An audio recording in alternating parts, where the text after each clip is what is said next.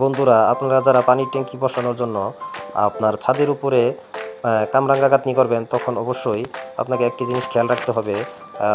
Bathroom গোসলখানার ভিতরে যদি partition থাকে, যেন এই কামরাঙ্গাটা পার্টিশনের উপরে পড়ে, তাহলে জিনিসটা খুবই শক্তিশালী হবে।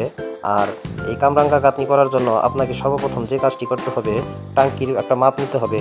টাঙ্কির মাপের থেকে আপনাকে অবশ্যই 1-2 ইঞ্চি বড় দিয়ে আপনার স্ল্যাবটা বানাইতে হবে। স্ল্যাব বানানোর ভিডিও আমার এই চ্যানেলে দেওয়া আছে, রাউন্ড স্ল্যাব কীভাবে বানাতে হয়। তারপরে আপনাকে স্ল্যাব বানানো শেষ হয়ে গেলে আপনার স্ল্যাবের মাপে এই কামরাঙ্গাটি গাঁথনি করতে হবে।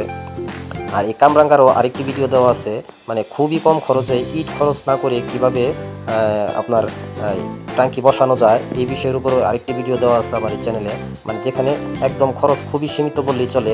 আপনারা ওই ভিডিওটাও দেখতে পারেন। আর যদি আপনারা দেখেন যে এখানে আমরা স্ল্যাব বানাইছি একটু বড় করে, তার থেকে বড় হয়ে গেছে এই কামরাঙ্গা, তাহলে কিন্তু দেখতে বিষয়টা খুবই খারাপ লাগে।